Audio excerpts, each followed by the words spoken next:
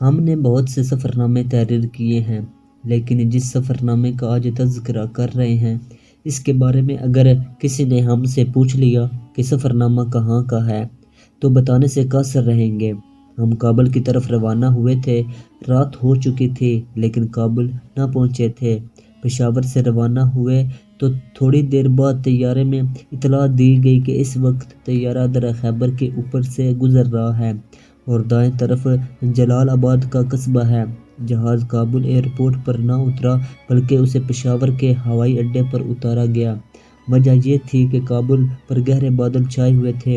جب سے ہم نے کابل جانے کا قصد کیا تو کئی تجربہ کار لوگوں نے ہمیں مسلسل خوفزدہ کرنا شروع کر دیا کہ وہاں سردی قیامت خیز ہوتی ہے، وہاں مت جائیں۔ مولانا حامد علی خان نے تو اس قدر حوصلہ شکنی کر ڈالی کہ کابل میں دو اوور کوٹ پہن کر بھی انسان ایسا محسوس کرتا ہے کہ انگرکھا پہن رکھا ہے۔ معروف کالم نگار نے البتہ ہمیں یہ نصیحت ضرور کی کہ کابل جاتے وقت دگلا نما افغانی اوور کوٹ ضرور خرید لینا۔ چنانچہ ہمارے پاس 2 کوٹ ہو گئے تھے، ایک آغا جعفری اور دوسرا حبیب اللہ شہاب نے عطیہ کر دیا تھا۔ لومڑی کی کھال کے دستانے خریدے، گلے میں کانگڑی ڈالنے کا خیال آیا، لیکن وہ کشمیر کی خاص چیز تھی، وہ کراچی میں نہ ملتی تھی۔ ہم تمام تر ساز و سامان کے ساتھ پشاور میں تھے۔ ہم نے ڈین ہوٹل میں قیام کیا۔ ہمارا کمرہ نمبر 47 تھا۔ ہوٹل کا نقشہ بتا رہا تھا کہ اس کی ملکیت کسی انگریز کی تھی۔ اس ہوٹل کی ہر چیز کھلی اور کشادہ نظر آ رہی تھی، مگر مالکوں کے دل سخت تنگ تھے۔ پشاور کے ہوائی اڈے پر عجیب و غریب حلیے والے ادھیڑ عمر کے بزرگ کو دیکھا۔ ان کی داڑھی خوب لمبی تھی اور رنگ سرخ تھا، سر کے بالوں میں کنگھی نہ کی ہوئی تھی، پھولدار واسکٹ پہنے ہوئے تھے اور سر پر چھتری کی چھاؤں کیے تھوڑا سا لنگڑا کر چلتے تھے۔ اس بزرگ نے بتایا کہ اس کا تعلق ڈنمارک سے ہے۔ نام ڈاکٹر گلبرگ بتایا۔ کتابیں لکھنا ان کا شوق تھا۔ ان کی ایک کتاب اسکیمیو ڈاکٹر تھی جس نے کافی مقبولیت حاصل کی تھی۔ یہ کتاب برطانیہ اور امریکہ کے علاوہ کئی اور ممالک سے بھی چھپ چکی تھی۔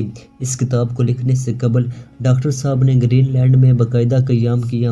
وہ اسکیمیو افراد کے ساتھ عملی طور پر رہے، وہاں کی زبان اور معاشرت کے انداز سیکھے، پھر کتاب تخلیق کی۔ دونوں میاں بیوی ایشیا اور مشرق بعید کے دورے کر رہے تھے۔ وہ پاکستانیوں، خاص طور پر اہل پشاور کے خوب معترف تھے۔ کابل میں قیام کے دوران میں ڈاکٹر صاحب اور ان کی بیوی نے سنگتروں کی خریداری کی خواہش کی، لیکن زبان مانے آ رہی تھی۔ اس سلسلے میں ہم نے ان کی معاونت کی، اس پر وہ ہمارے نہایت شکر گزار نظر آئے۔ ہمیں PIA کے دفتر کا راستہ معلوم نہ تھا۔ ہم نے کاؤنٹر پر جا کر پوچھا تو ہمیں بتایا گیا کہ بالکل ہمارے پچھواڑے میں ہے۔ کوئی پونے میل چلنے کے بعد ہمیں معلوم ہوا کہ تھوڑے ہی فاصلے پر واقع ہے، پھر کوئی آدھا میل چلنے کے بعد ہمیں PIA کا دفتر مل ہی گیا۔ ہمارا پشاور کی مزید سیر کرنے کا ارادہ تھا، لیکن اس ایک تجربہ کے بعد ہم نے توبہ کر لی۔ ہم نے اپنے افغانی دوست سے پوچھا کہ یہاں کوئی پبلشر ہے، تو اس نے بتایا کہ یہاں نہ تو کوئی پبلشر ہے اور نہ ہی کوئی کتب فروش۔ ادھر بک سٹال کا بھی رواج نہیں۔ ریلوے اسٹیشن پر بک سٹال سے متعلق سوال کیا گیا تو ہمیں بتایا کہ افغانستان میں ریلوے نام کی کوئی چیز نہیں ہے۔ کتب سرکاری طور پر شائع ہوتی ہیں۔ پورے افغانستان میں جن سرکاری چھاپوں خانوں میں کتب چھاپی جاتی ہیں وہ 5 ہیں۔ شاہ امان اللہ کے دور میں ایک بستی میں ریلوے لائن بچھائی گئی تھی۔ بچہ ساکا نامی حکمران نے اسے بھی اکھاڑ پھینکا تھا۔ دریائے کابل شہر کے درمیان میں سے گزرتا ہے۔ اس دریا کی حالت پر ترس آتا ہے۔ کہیں بچے نہاتے نظر آتے ہیں، کہیں عورتیں کپڑے دھو رہی ہوتی ہیں۔ پینے کا پانی اسی دریا سے لیا جاتا ہے۔ دریا کے کنارے ہتھی والے نلکے لگائے گئے ہیں۔ دریا کے کنارے ہتھی والے نلکے لگائے گئے ہیں۔ لوگ صراحی نما مٹکوں کو بھر کر لے جاتے ہیں۔ شہر بھر میں سکوں کا راج معلوم ہوتا ہے۔